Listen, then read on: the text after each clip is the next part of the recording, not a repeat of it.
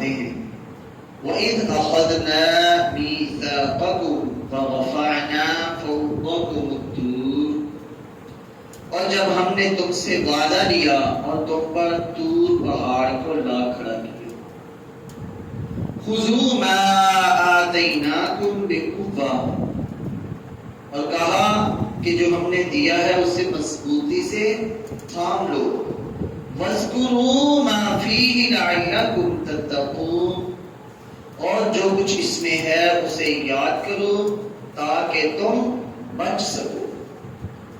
ثُمَّ تَوَلَّيْتُم مِّن بَعْدِ ذَلِكَ، پھر تم پھر گئے اس پختہ وعدے کے بعد بھی۔ فَلَوْلَا فَضْلُ اللَّهِ عَلَيْكُمْ وَرَحْمَتُهُ لَكُنتُم مِّنَ الْخَاسِرِينَ، اور اگر نہ ہوتا اللہ کا فضل تم پر اور اس کی رحمت، البتہ تم ہو جاتے خسارہ پانے والوں میں سے۔ وَلَقَدْ عَلِمْتُمُ الَّذِينَ اعْتَدَوْا مِنْكُمْ، اور تحقیق آپ جانتے ہیں الَّذِينَ ان لوگوں کو اعْتَدَوْا مِنْكُمْ فِي السَّبْتِ، ان لوگوں کو جو ہفتہ کے بارے میں حد سے بڑھ گئے۔ سبت کہتے ہیں ہفتے کے دن کو۔ فَقُلْنَا لَهُمْ، بس ہم نے کہہ دیا ان کے لیے كُونُوا قِرَدَةً خَاسِئِينَ، کہ ہو جاؤ تم بندر ذلیل۔ اللہ کا کہہ دینا کافی ہے، اللہ نے صرف اتنا کہا کہ تم بندر بن جاؤ، اور تمام کے تمام انسان بستی والے جو تھے وہ تمام بندر بنا دیے گئے۔ فَجَعَلْنَاهَا نَكَالًا لِمَا بَيْنَ يَدَيْهَا، بس ہم نے اسے اگلوں پچھلوں کے لیے عبرت کا سبب بنایا کہ جو اس زمانے میں لوگ تھے ان کے لیے بھی عبرت، اور جو ان کے بعد آنے والے تھے ان کے لیے بھی عبرت کا سبب، کہ اللہ انسان کو صرف کن کہہ کر بندر بنانا پر قادر ہے۔ وَمَا خَلْفَهَا، اور جو ان کے پیچھے ہیں، وَمَوْعِظَةً لِّلْمُتَّقِينَ، اور پرہیزگاروں کے لیے وعظ و نصیحت، کہ پرہیزگار جو ہیں وہ اس سے نصیحت حاصل کرتے ہیں کہ اللہ رب العالمین ہر چیز پر قادر ہے۔ یہاں پر یہود و نصارہ کے عہد شکل جو یہود تھے ان کی بات ہو رہی ہے، خاص یہ یہودیوں کے لیے ہے کہ انہوں نے اللہ رب العالمین سے پختہ وعدہ کیا، اور پختہ وعدہ عام نہیں جو ہم کرتے ہیں اپنے دلوں میں۔ اللہ تبارک و تعالی نے طور پہاڑ کو ان کے سروں کے اوپر معلق کر دیا، ان کے سروں کے اوپر کھڑا کر دیا، تو وہ اتنا ڈر گئے کہ اب یہ پہاڑ ہمارے اوپر گرے گا اور ہم کچلے جائیں گے، ہم مر جائیں گے، ہلاک ہو جائیں گے۔ تو تمام کی تمام قوم فوراً سے پہلے سجدے میں گر گئی، اللہ سے سجدے میں گر گئی اور اللہ سے توبہ استغفار کرنے لگی۔ تو اللہ تبارک و تعالی نے ان کے اوپر رحم فرمایا، وہ ایسے سجدے میں گئے کہ ان کے پیچھے والا دھڑ نیچے تھا اور آگے والے دھڑ سے اوپر کی طرف دیکھ رہے تھے۔ اور یہودیوں کا یہ پسندیدہ سجدہ ہے کہ وہ اپنے آگے والے حصے کو اوپر رکھتے ہیں تاکہ اوپر دیکھ سکیں۔ تو اللہ تبارک و تعالی نے ان سے وعدہ لیا اور انہوں نے وعدہ کیا اور مضبوطی سے جو کتاب تھی تورات ان کے اوپر نازل ہوئی اسے تھام لیا۔ اللہ سے وعدہ کر رہے ہیں، اپنی آنکھوں سے دیکھ رہے ہیں کہ اللہ نے پہاڑ کو معلق کر دیا ہے۔ کچھ دن تو وہ اسی پہ قائم رہے، لیکن پھر اس کے بعد اپنی بات سے مکر گئے، پھر گئے، اپنی بات پہ قائم نہیں رہے بلکہ اپنی بات کو چھوڑ کے پھر دوبارہ سے دنیا کی زندگی میں مشغول ہو گئے۔ جیسا کہ آج ہمارے یہاں ہوتا ہے، ہم بھی اللہ سے وعدے کرتے ہیں اور جیسے ہی اللہ تبارک و تعالی ہمیں فرصت دیتا ہے ہم دنیا کے اندر دوبارہ سے مشغول ہو جاتے ہیں۔ جب انسان بیمار ہوتا ہے یا اسے کوئی اور ایسی بیماری لاحق ہوتی ہے کہ اسے امید نہیں ہوتی کہ اب میں بچ سکوں گا، تب وہ، یا عام طور پر ہمیں تھوڑا سا بھی بخار وغیرہ بھی آ جائے تو ہم اللہ سے وعدے کرنے شروع کر دیتے ہیں کہ رب العالمین اگر تمہیں ہمیں صحت دی، تندرستی دی تو ہم صحیح ہو کے نمازوں کیسے ادا کریں گے، یہ کریں گے، اپنے دل میں اللہ سے پختہ وعدہ کرتے ہیں، توبہ استغفار کرتے ہیں۔ لیکن جیسے ہی اللہ تبارک و تعالی ہمیں دوبارہ صحیح کر دیتا ہے اور ہم دنیا کے اندر پھر مشغول ہو جاتے ہیں، پھر ہم اللہ سے کیے ہوئے وعدوں کو بھی بھول جاتے ہیں۔ یہ ہم میں سے ہر بندہ ہی تقریباً ایسے ہے، تو ہر کوئی جانتا ہے اس بات کو۔ تو یہودیوں نے بھی، ہم تو ویسے توبہ کرتے ہیں، یہودیوں کے اوپر پہاڑ کھڑا کر دیا، انہوں نے اللہ سے پختہ وعدہ بھی کر لیا، اس کے بعد بھی وہ پھر گئے۔ تو اللہ تبارک و تعالی فرماتے ہیں کہ اگر اللہ کا فضل نہ ہوتا تو اللہ تبارک و تعالی تمہارے اندر نبیوں کا بھیجنا بند کر دیتا اور تم خسارہ پانے والے لوگوں میں شمار ہو جاتے۔ آگے اللہ تبارک و تعالی نے ایسے لوگوں کا تذکرہ کیا ہے کہ جن کو اللہ تبارک و تعالی نے ایک ہفتے والے دن شکار پکڑنے سے منع فرمایا تھا۔ ان میں سے اکثر لوگ جو تھے وہ بندروں کی شکل میں تبدیل کر دیے گئے، ان کی شکلیں بندروں کی شکلوں میں تبدیل ہو گئی، اور جس قوم پر عذاب نازل ہوتا ہے وہ 3 دن سے زیادہ زندہ نہیں رہتی۔ کوئی انسان یہ نہ سمجھے کہ یہ جو بندر ہیں یہ وہی بندر ہیں، ایسا کوئی معاملہ نہیں ہے، بلکہ یہ بندر اللہ کی پیدا کی ہوئی مخلوق ہیں، اور وہ بندر ایسے بندر تھے جو 3 دن بعد ہلاک کر دیے گئے۔ تو ابن عباس رضی اللہ تعالی عنہ بیان فرماتے ہیں کہ ان کے اوپر جمعہ کے دن کی تعظیم فرض کی گئی کہ جمعہ کے دن تم نے شکار نہیں کرنا، لیکن انہوں نے جمعے کے دن کو پسند نہ کیا بلکہ ہفتے کے دن کو پسند کیا۔ تو اللہ تبارک و تعالی نے اس دن کی عظمت کی وجہ سے ان کے اوپر شکار وغیرہ کرنا حرام کر دیا کہ تم نے ہفتے والے دن شکار نہیں کرنا۔ یہ ان کی عظمت کی نشانی تھی کہ اس دن تم نے اللہ کی خاص عبادات وغیرہ میں دن گزارنا ہے، جیسا کہ آج بھی یہودی عیسائیوں کے عقائد ہیں کہ وہ یہودی ہفتے والے دن کو خاص اور عیسائی اتوار والے دن کی خاص عبادت کرتے ہیں۔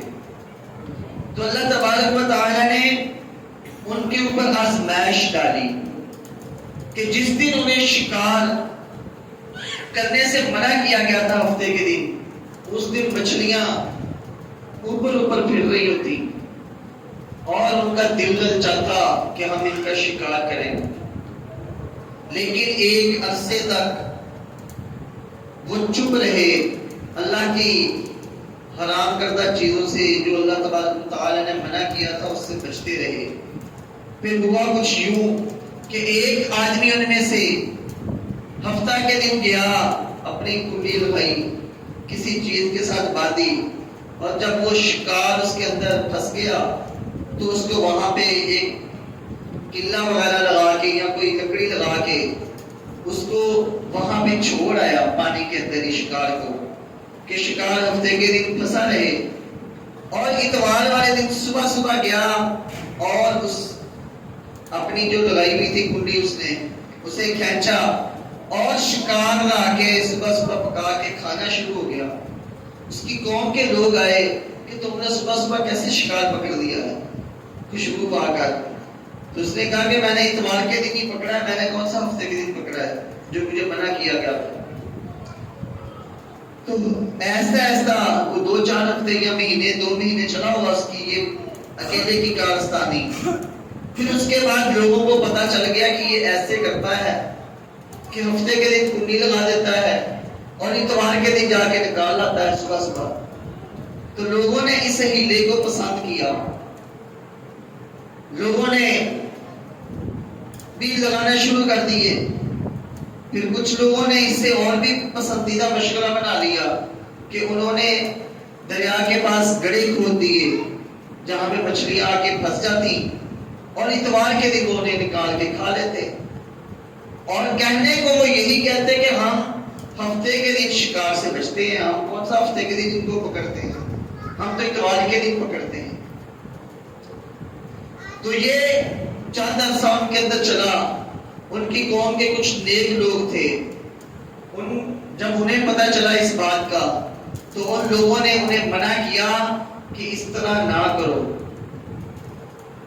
تو ان میں سے کچھ منافق بھی تھے، جیسے آج ہمارے ہاں بھی ہوتے ہیں. بیچ میں کچھ لوگ ہوتے ہیں جو منافقت سے کام لیتے ہوئے صلح صفائی کی طرف زیادہ راغب کرتے ہیں. انہوں نے کہا تم کیوں ایسے لوگوں کو منع کر رہے ہو کہ جن کو اللہ تبارک و تعالیٰ نے قریب ہلاک کر دے گا؟ تم نے منع کر لیا، ایک دفعہ کہہ دیا، بات ختم ہوئی. لیکن جو نیک لوگ تھے وہ بار بار انہیں منع کرتے رہے کہ بھئی ایسے نہ کیا کرو، یہ بھی جرم ہے. اللہ نے ہفتے کے دن شکار سے منع کیا ہے، اس سے باز آ جاؤ. انہوں نے اپنی نیک لوگوں نے آخری حد تک کوشش کی کہ یہ باز آ جائیں.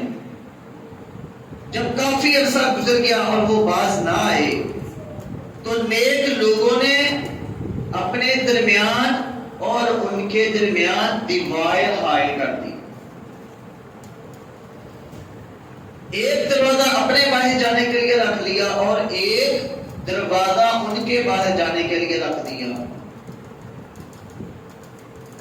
یہ بھی بہت عرصہ چلا ایسے کہ انہوں نے ان سے علیحدگی اختیار کر لی مکمل طور پر. انہیں منع کر کر کے جب تنگ آ گئے تو ان سے علیحدہ ہو گئے کہ اگر تمہارے اوپر کوئی اللہ کا عذاب آتا ہے تو ہم اس سے بری الذمہ ہیں. ہم نے تمہیں بہت دفعہ منع کر لیا. تو جو بچولی جماعت تھی وہ بھی ان کے ساتھ ہی تھی کہ جو نہ تو خود پکڑتے تھے اور نہ پکڑنے والوں کو منع کرتے تھے. جیسے آج ہم میں سے بھی کچھ لوگ ہوتے ہیں کہ کسی کے اوپر ظلم ہو رہا ہے تو وہ کہتے ہیں ہمارے اوپر تو نہیں ہو رہا، ہم نے تو ایک دفعہ منع کر دیا، اس کے بعد ہماری ذمہ داری ختم. حالانکہ اگر آپ کے پاس طاقت ہے تو آپ اپنی طاقت سے ظالم کو روکیں. اگر آپ کے پاس اتنی طاقت نہیں ہے تو کم از کم اپنی زبان سے منع کریں، اور اتنی بھی نہیں ہے تو اپنے دل میں ظالم کو برا جانے. یہ کمزور ترین ایمان کی علامت ہے. تو ایک رات جب صبح نیک لوگ اٹھے اور انہوں نے دیکھا کہ بہت ٹائم ہو گیا ہے، سورج چڑھ آیا ہے اور یہ لوگ اپنے گھروں سے اترے نہیں ہیں، باہر نہیں نکلے، تو ان کو کیا ہو گیا ہے. انہوں نے جب اس بات کو نوٹس کیا تو پھر ان میں سے چند لوگوں نے دیوار کے اوپر چڑھ کے دیکھا کہ دیکھے تو صحیح ان کے گھروں میں کیا معاملہ ہے کہ ان کے ابھی تک دروازے نہیں کھلے. جب دیکھا تو وہ تمام کے تمام بندروں کی شکل میں تبدیل ہو چکے تھے اور وہ ہر کوئی پہچانا جاتا تھا کہ یہ فلاں عورت بندریہ بنی ہوئی ہے، یہ فلاں بچہ بندر بنا ہوا ہے اور یہ فلاں آدمی بندر بنا ہوا ہے. ان میں سے ہر ایک کی پہچان ہوتی تھی. تو پھر نیک لوگ ان سے کہنے لگے کہ کیا ہم نے تمہیں منع نہیں کیا تھا؟ تو وہ اپنے ناک رگڑ کے کہتے کہ ہاں آپ نے ہمیں منع کیا تھا. تو جب بندر بنائے گئے تو صرف وہ لوگ بچے جو انہیں منع کیا کرتے تھے. وہ لوگ بھی ان کے ساتھ شامل ہو گئے جو کہتے تھے کہ ہم نے تو ان کو منع کر کے بس باز آ گئے ہیں. نیک لوگوں کو وہ کہتے تھے کہ تم نے اپنا حق ادا کر دیا، اب ان کو چھوڑ دو. حالانکہ انہوں نے کھایا بھی نہیں مچھلیوں کو، لیکن پھر بھی وہ ان کے ساتھ ان کو منع نہ کرنے کی وجہ سے شامل ہو گئے کہ انہوں نے انہیں منع نہیں کیا. اس وجہ سے وہ بھی ان کے ساتھ ہی ہلاک ہو گئے. تو یہ تمام کی تمام قوم جو تھی، جو شکار کرنے والے تھے، یہ بندر کی شکلوں میں چینج کر دیے گئے. اور جب کسی قوم پر عذاب آتا ہے تو وہ 3 دن کے بعد ہلاک ہو جاتے ہیں. تو وہ جو بندر بنائے گئے تھے وہ 3 دن بعد ہلاک کر دیے گئے. اور جو ہمارے ہاں بندر موجود ہیں کہ اس سے پہلے بھی اللہ کی پیدا کی ہوئی مخلوق ہیں، یہ اس سے پہلے بھی بندر تھے اور ابھی تک موجود ہیں۔